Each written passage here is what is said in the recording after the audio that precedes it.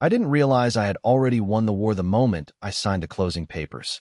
I just hadn't met the people who were about to declare it. The smell of fresh cedar still lingered inside my truck as I eased through the winding county road just after sunrise. Dew clung to the tall grass, and the gravel cracked beneath my tires with the slow, familiar rhythm I'd loved since I was a kid.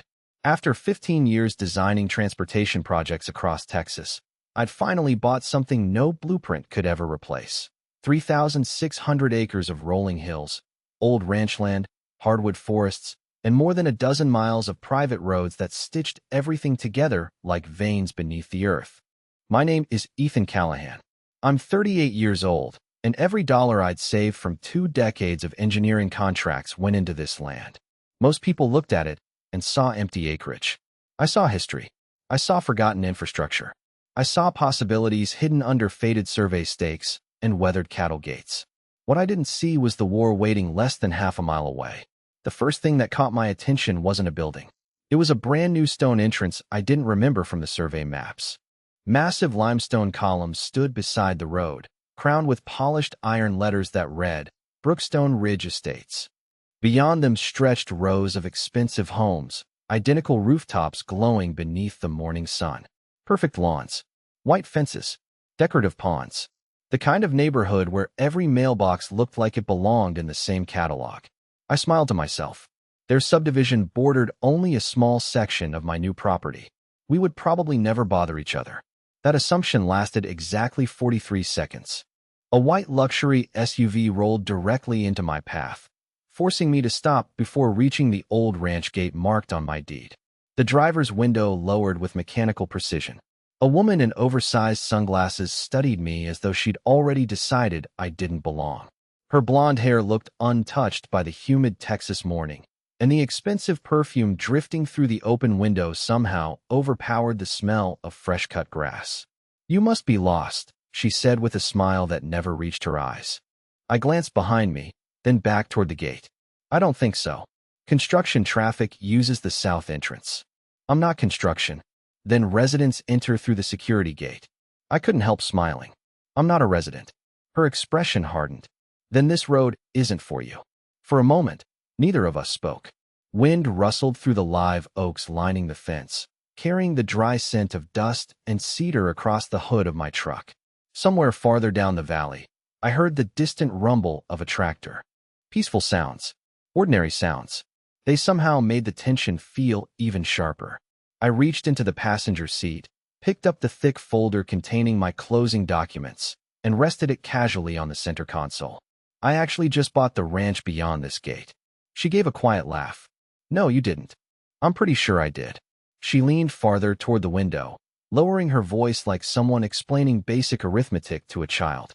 "Everything beyond this entrance falls under Brookstone Ridge HOA oversight. Whoever sold you that story committed fraud." Then she drove away. I watched the SUV disappear beneath the neighborhood's ornamental oak trees before looking back at the rusted ranch gate, standing exactly where the survey had promised. The heavy chain securing it wasn't new. The bright chrome padlock absolutely was. Someone had changed it. I stepped out of the truck. The morning air felt cooler than before. I ran my fingers across the old steel post, noticing fresh scrape marks where the original lock had been removed only days earlier.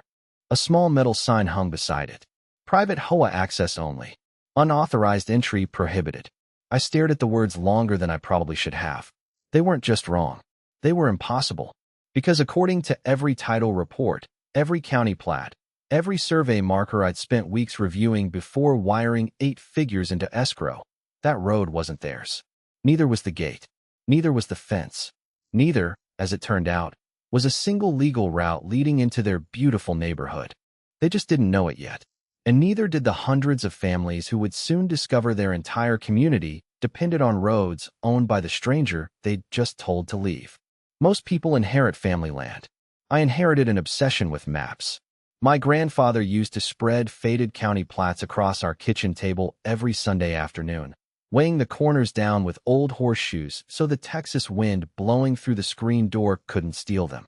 While other kids learned baseball statistics, I learned property lines, easements, floodplains, and survey monuments. He always tapped one weathered finger against the paper before folding it away. Land isn't worth what sits on it, he'd tell me. It's worth who controls the way to it. At 12 years old, I thought he was talking about cattle trails. 26 years later, I finally understood he was talking about power. When Grandpa passed away, the ranch had already been divided, sold, inherited, and traded so many times that almost nobody remembered how the original property fit together. Developers carved neighborhoods out of old grazing fields. Counties paved roads that had once been wagon trails. Ranch entrances disappeared behind decorative stone walls. Piece by piece, the landscape changed until it looked nothing like the photographs hanging in Grandpa's hallway. But maps don't forget. Neither do courthouse records. After graduating with a civil engineering degree, I spent nearly 15 years designing highways, bridges, and transportation corridors across Texas. My specialty wasn't pouring concrete. It was understanding how roads connected communities, who maintained them, and who legally controlled them. Most people saw asphalt. I saw paperwork. Every project taught me the same lesson.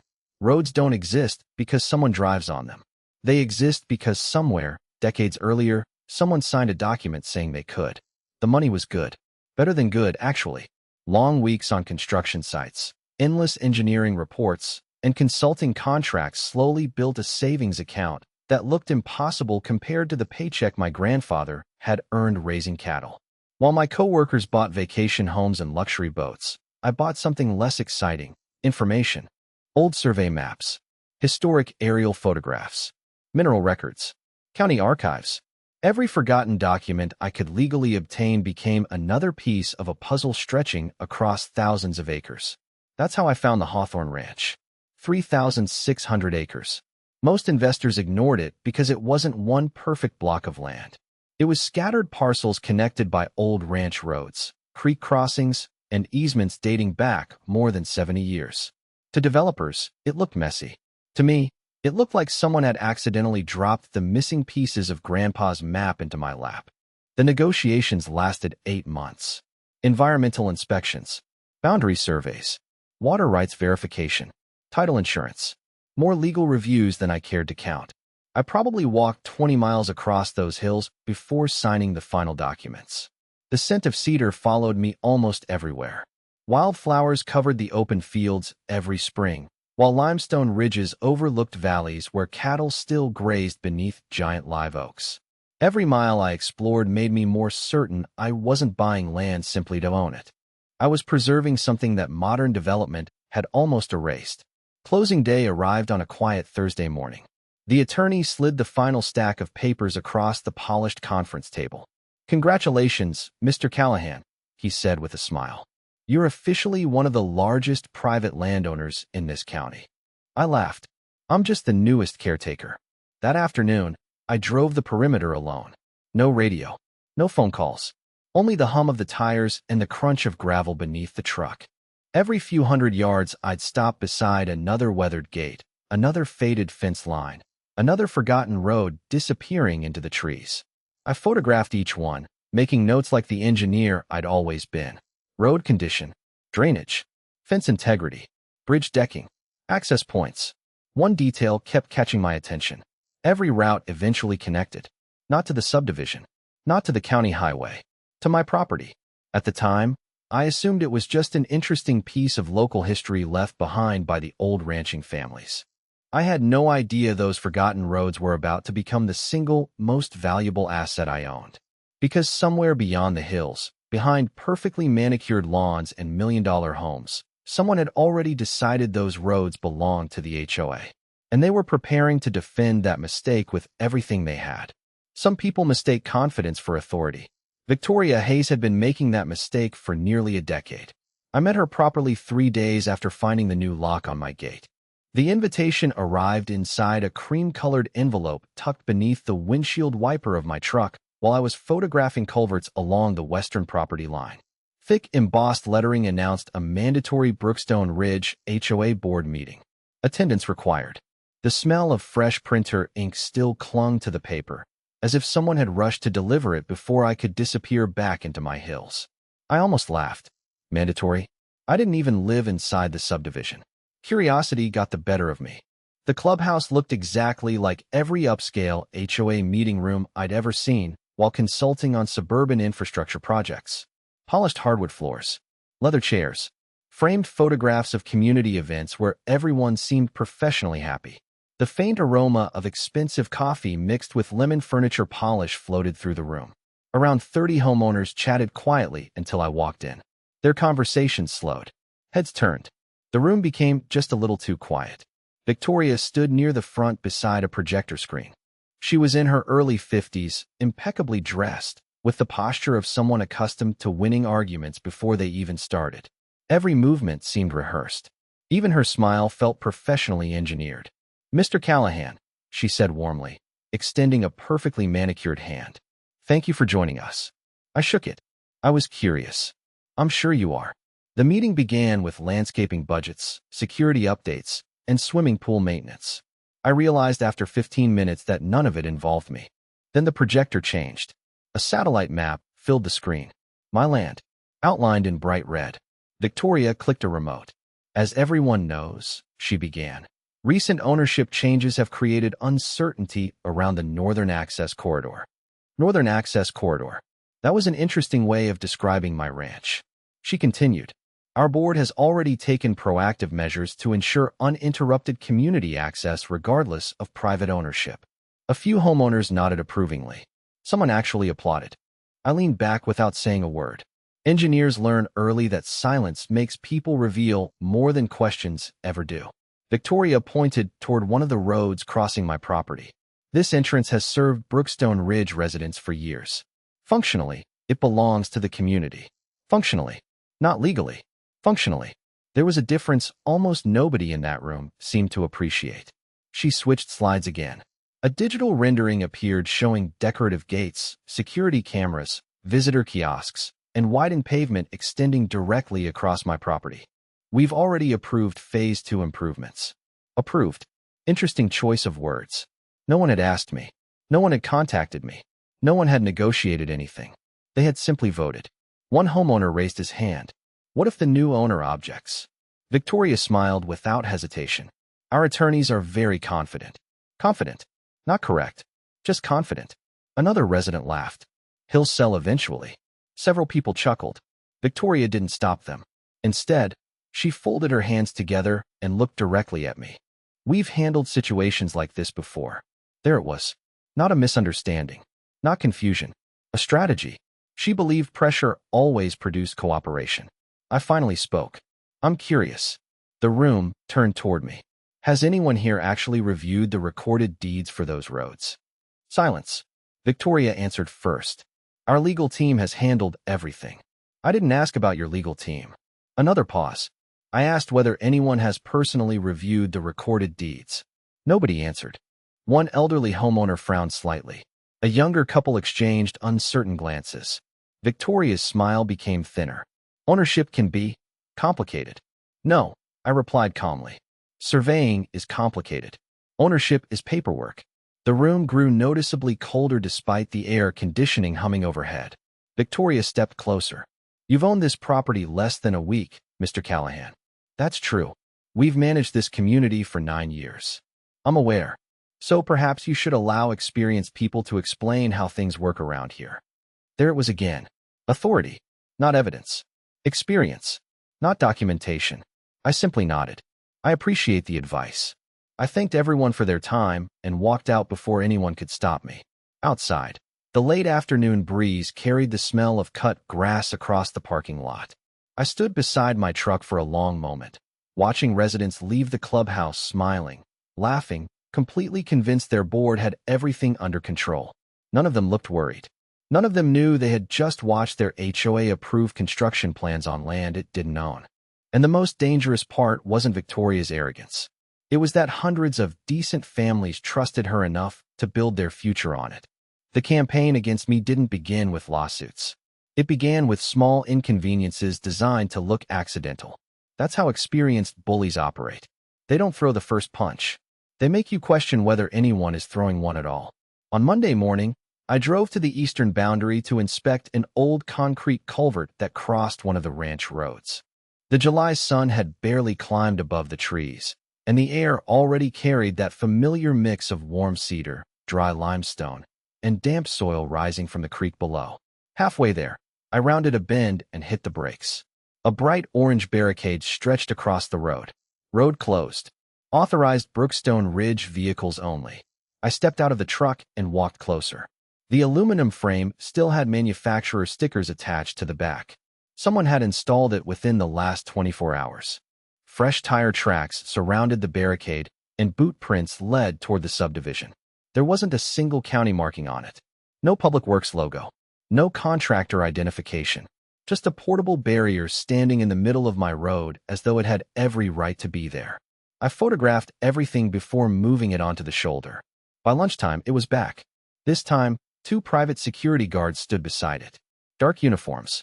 Reflective sunglasses. Hands resting casually on their utility belts. One of them raised a hand as I approached.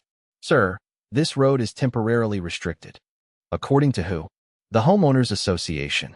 I looked past them at the gravel road disappearing into my property. "And they hired you to stand here?" "Yes, sir." "Did they tell you who owns this road?" The younger guard hesitated. The older one answered, "We're just following instructions." I nodded. I figured. I didn't argue.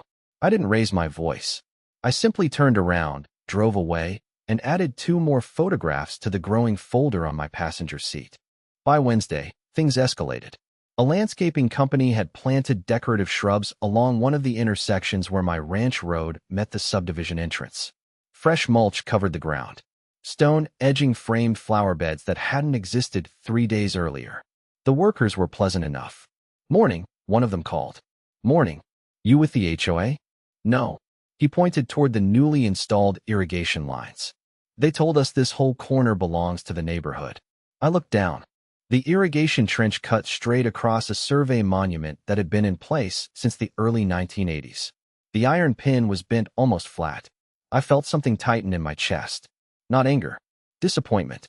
Survey monuments aren't decorations. They're legal evidence.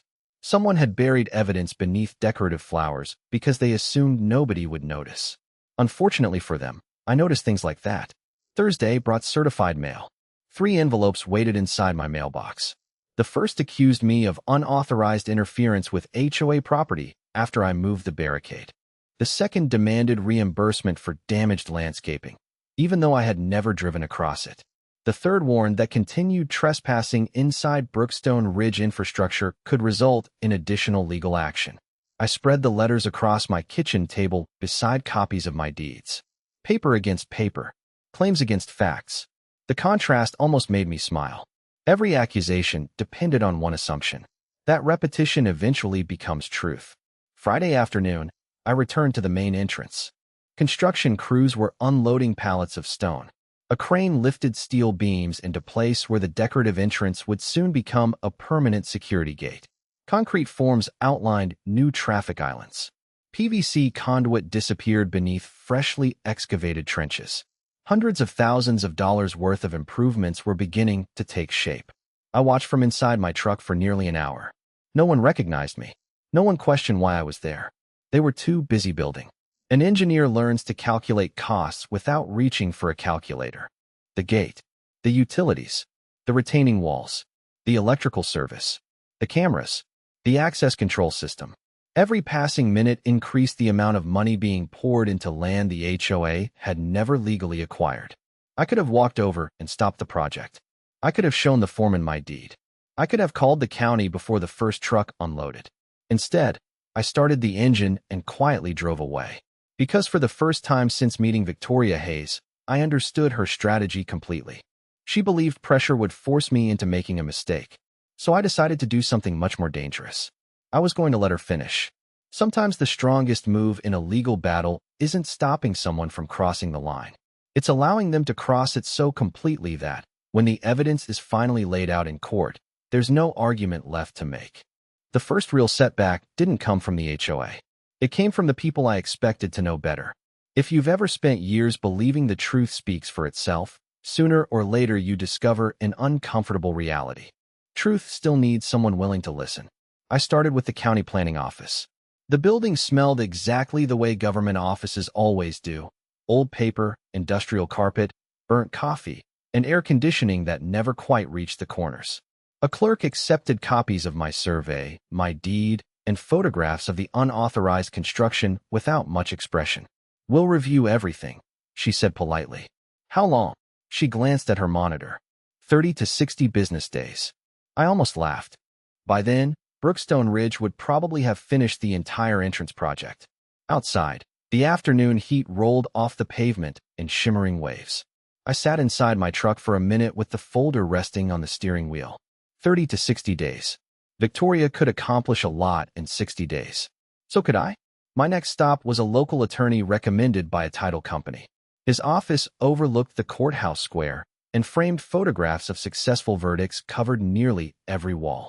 He listened carefully while I explained the situation, occasionally nodding as he flipped through my documents. When I finished, he closed the folder. "You have interesting paperwork. I'll take that as a compliment." "It is. So you'll represent me?" He leaned back. "I won't." I frowned. "Why not?" He hesitated just long enough to tell me the answer before he spoke. "Brookstone Ridge is influential. Influential doesn't change a deed. No, it changes clients." There wasn't much else to say. He wasn't questioning the documents. He simply wasn't interested in standing across the courtroom from people who had become powerful in the county. I thanked him for his honesty and left. Lawyer number 2 never returned my call. Lawyer number 3 scheduled a consultation, then canceled it an hour before the meeting. Each conversation ended the same way. Long pause. Careful wording. Professional apology. Nobody actually said they were afraid of the HOA. Nobody needed to. By the second week, the pressure spread beyond paperwork. A delivery driver refused to bring construction materials through the ranch entrance because someone had informed his dispatcher the road was under legal dispute.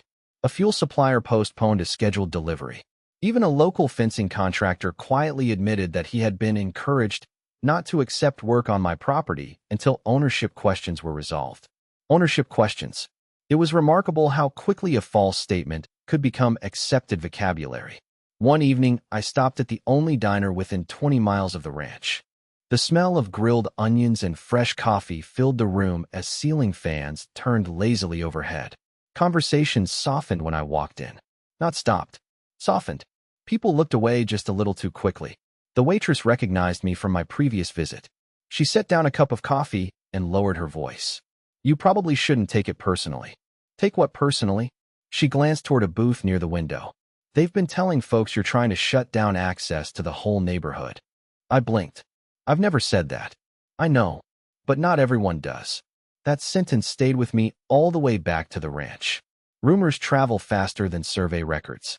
By the time I reached my driveway, the sun had disappeared behind the western hills.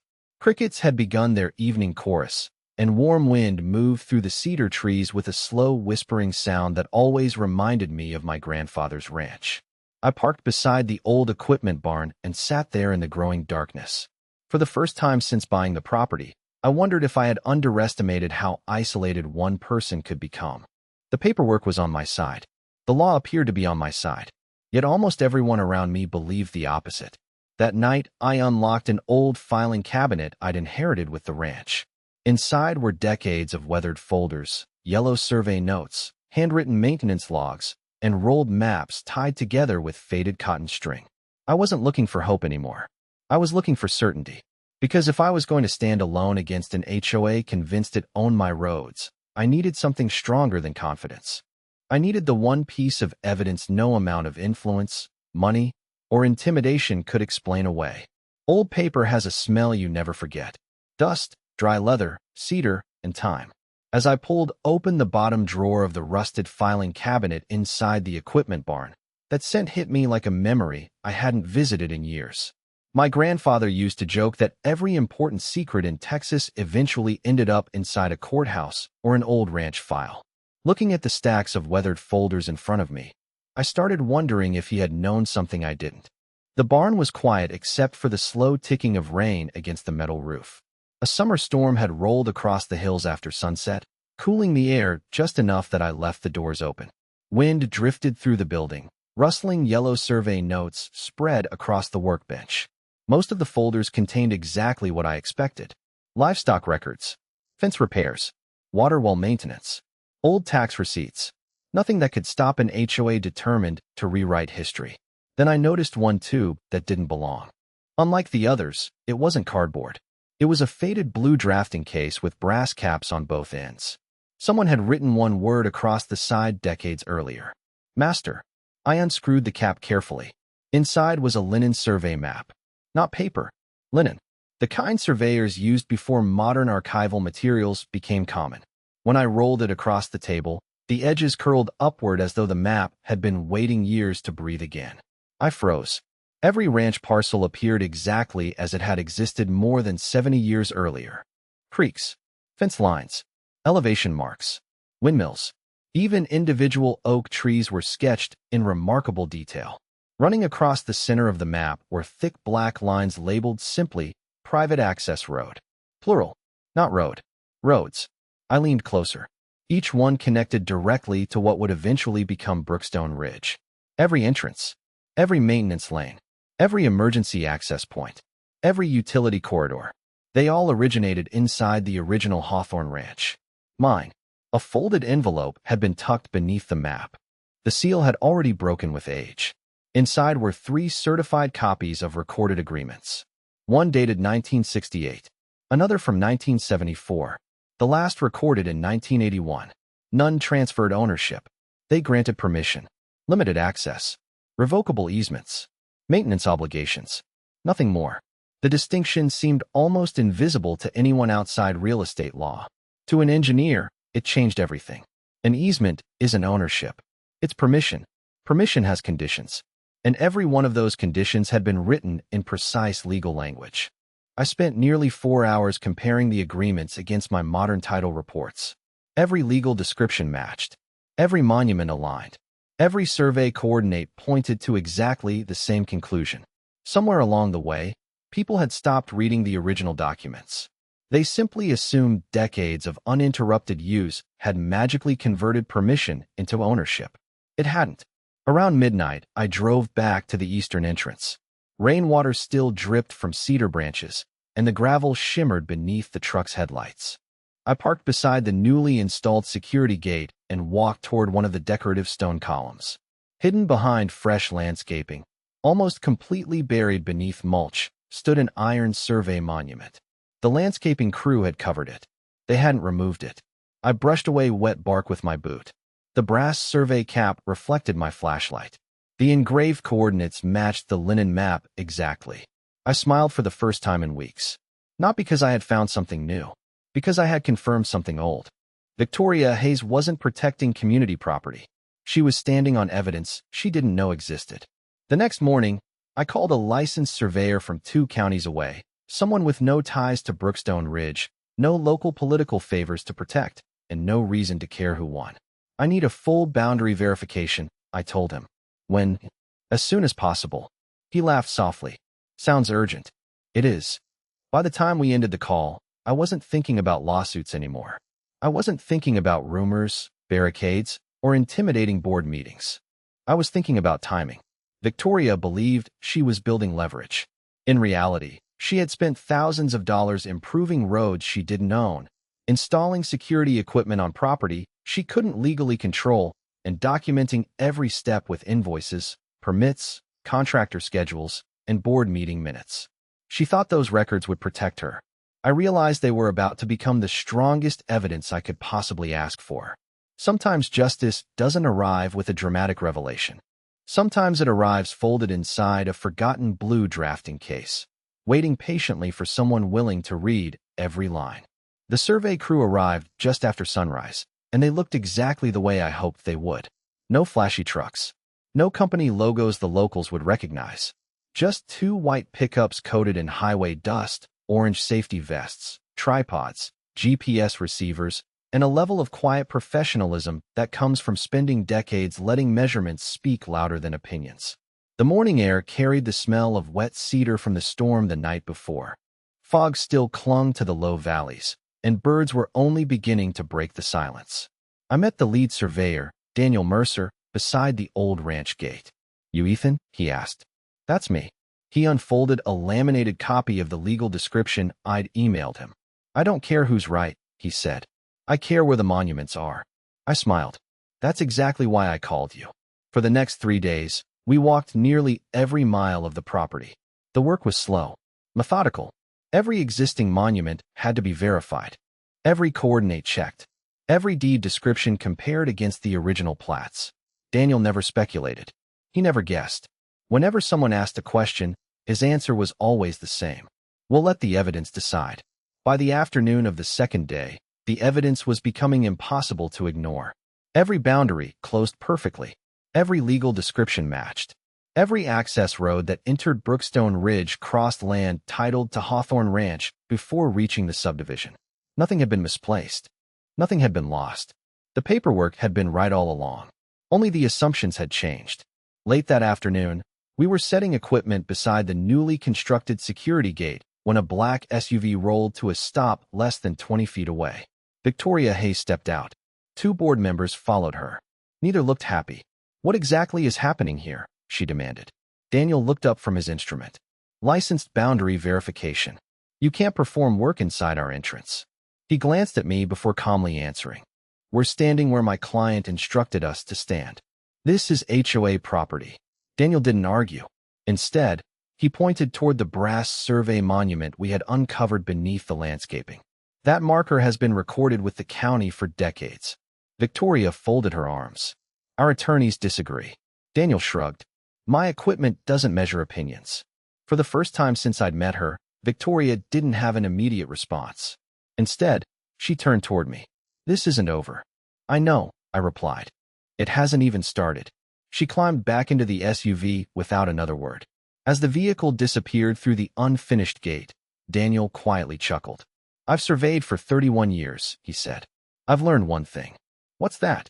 "People rarely get angry when they're certain they're right." That sentence stayed with me. Because Victoria wasn't acting like someone protecting property. She was acting like someone protecting a story. The survey wrapped up 2 days later. Daniel delivered a thick preliminary report filled with photographs, GPS data, monument coordinates, historical references, and overlay maps comparing the original ranch to the modern subdivision. It was beautiful, not because of the graphics, because every page connected another piece of the puzzle. The old linen map, the easement agreements, the buried monuments, the recorded deeds, the access corridors. Everything pointed to one unavoidable conclusion. Brookstone Ridge depended entirely on property it had never legally acquired. I didn't send the report to Victoria. I didn't post it online. I didn't walk into another board meeting. Instead, I drove to a title company nearly an hour away and ordered certified copies of every historical instrument connected to the ranch. Then I hired a litigation attorney from another county, someone with no political ties, no local clients, and no reason to fear an influential homeowners association. She read the entire file without interrupting. When she finally looked up, she smiled. "This may be one of the cleanest property cases I've ever seen." "So what happens now?" She closed the folder. "Now we stop reacting." She slid a yellow legal pad across the desk. At the top, she had written only 4 words. Document. Notify. Record.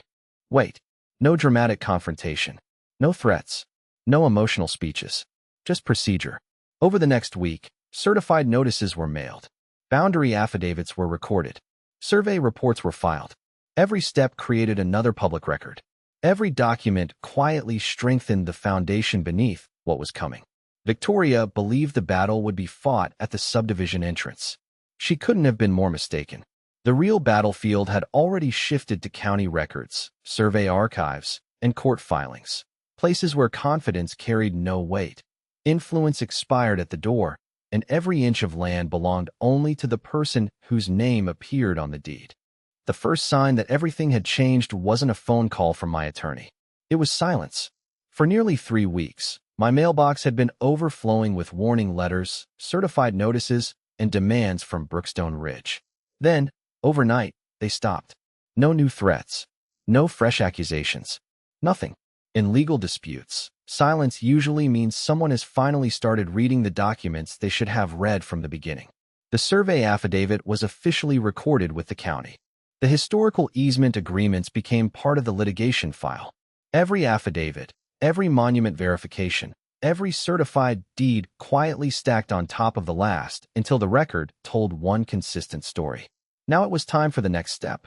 My attorney filed a formal request for declaratory judgment, asking the court to determine ownership of the access corridors and clarify the scope of every recorded easement. At the same time, notices were delivered informing Brookstone Ridge that any future construction, expansion, or permanent improvements within the disputed corridors would proceed at their own legal and financial risk. There were no dramatic speeches, just paperwork, exactly as planned. 3 days later, I drove past the subdivision entrance. The construction site looked completely different. Concrete mixers were gone. The crane had disappeared. Half-installed security cameras still pointed toward the road, but nobody was working beneath them. Rolls of electrical conduit sat untouched beside wooden pallets, gathering dust beneath the afternoon sun. Workers weren't building anymore. They were waiting. I pulled onto the shoulder long enough to watch. A pickup belonging to one of the contractors eased toward the entrance, paused beside the unfinished gate, then turned around without unloading a single piece of equipment. Someone had told them to stop. Someone had finally realized there was a problem. That afternoon, my attorney called. They've requested an emergency meeting. Settlement. Not yet. What do they want? Information. I couldn't help smiling. They've had the information for 70 years. The meeting took place inside a neutral conference room at the county mediation office. Victoria arrived with 2 attorneys and several board members. For the first time since we'd met, she looked tired. The confidence was still there, but certainty had disappeared. One of her attorneys opened the discussion. We've reviewed your survey. My survey? I asked. The licensed survey. And he hesitated. We're comparing it with older subdivision documents. Good. Victoria finally spoke. Our residents rely on those roads. I know. They're essential. I know. So surely you're not planning to block access. There it was. The question everyone had been whispering since the rumors began. I leaned forward. I've never threatened to close your neighborhood. The room became very quiet. I've only asked one thing. What? That recorded property rights be respected. Nobody answered, because nobody could honestly disagree with that statement. Victoria looked down at the stack of documents in front of her. For months, she had acted as though ownership was determined by board votes, landscaping projects, and expensive entrance signs. Now she was staring at the only things that actually mattered. Recorded deeds, certified surveys, county records. One of the mediators finally spoke. If ownership is ultimately confirmed as described here, the parties may wish to discuss revised access agreements rather than continued escalation. Access agreements, not ownership transfers, not surrender, permission, exactly where the original ranch families had left things decades earlier. The meeting ended without a settlement, but something had shifted. When I walked back outside, I noticed several Brookstone Ridge homeowners waiting near the parking lot. Not reporters, not board members, just residents. One older man approached me cautiously. Mr. Callahan? Yes. I've lived there 15 years. He looked genuinely concerned. Are we really going to lose access to our homes? I shook my head. No. His shoulders relaxed. I don't have a problem with my neighbors. I looked back toward the mediation building where Victoria's SUV still sat in the parking lot. My problem has never been with the people who drive those roads. It has always been with the people who claim to own them. As I climbed into my truck, I realized the story everyone had been telling was finally beginning to fall apart. The residents weren't my enemies. The contractors weren't my enemies. Even the roads themselves had never been the battlefield. The real conflict had always been about one simple question. Could confidence replace ownership? In a courtroom, the answer was about to become permanent. The courtroom was quieter than I expected. After months of rumors, letters, barricades, and accusations, I had imagined some dramatic showdown.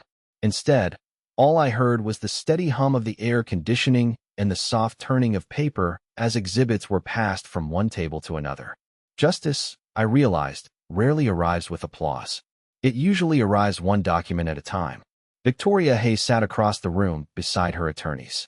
She looked toward me only once before the hearing began. The confidence I'd first seen at the clubhouse had vanished. In its place was the expression of someone discovering that certainty and proof are not the same thing. The judge spent nearly an hour reviewing the record. Original deeds, certified surveys, historical easements, county plats, recorded monument locations. Every exhibit fit together like pieces of a puzzle that had been waiting decades to be completed. When my attorney displayed the restored linen survey beside the modern GPS overlay, the courtroom projector showed something no amount of argument could erase. Every entrance into Brookstone Ridge traced back across Hawthorne Ranch. Every emergency route, every maintenance lane, every utility corridor, every one of them. The judge looked toward Victoria's legal team. Do you dispute the accuracy of the license survey? One attorney slowly stood. No, Your Honor. Do you dispute the chain of title? Another pause. No, Your Honor. The courtroom became completely silent. The judge leaned back in his chair and folded his hands. Then this court has no basis to conclude that ownership transferred merely because access continued over time. One sentence. Months of conflict ended in a single sentence. The written order followed that afternoon. Ownership of the access corridors remained with Hawthorne Ranch. The historical easements remained valid according to their original recorded terms. Brookstone Ridge possessed rights of access, not ownership. Permanent improvements placed outside those easement rights had been constructed without legal authority. The law hadn't changed. It had simply been remembered. Outside the courthouse, reporters gathered around Victoria. I didn't stay to listen. There was nothing left to argue. A week later, county crews supervised the removal of every unauthorized structure extending beyond the recorded easement boundaries. Decorative fencing disappeared. Stone landscaping was carefully dismantled. Sections of the security entrance were redesigned to match the legal property line. The expensive cameras remained. Only now they overlooked land their owners understood they did not possess. Several days after that, I received an unexpected request. Not from the HOA, from the residents. Dozens of homeowners attended a community meeting held in the county library instead of the clubhouse. No board members stood at the front. No speeches blamed anyone else. One by one, neighbors simply asked questions. Would emergency vehicles still have access? Yes. Would school buses continue using the roads? Of course. Would deliveries stop? No. I answered every question the same way. My goal was never to close the roads. I looked around the room. My goal was to make sure nobody could pretend they owned what they didn't. By the end of the evening, applause wasn't loud. It didn't need to be. Relief has its own sound. Within the next month, a completely new access agreement was drafted. Not between me and the HOA. Between Hawthorne Ranch, the county, and the residents themselves. Maintenance responsibilities became transparent. Emergency access was permanently protected. Future improvements required written consent from the actual property owner. Simple, clear, recorded, exactly the way my grandfather would have wanted. Victoria Hayes resigned as HOA president before the agreement was finalized. I never celebrated her resignation. Power has a way of replacing one person with another. Principles matter more than personalities. Sometimes I still drive those same gravel roads at sunrise.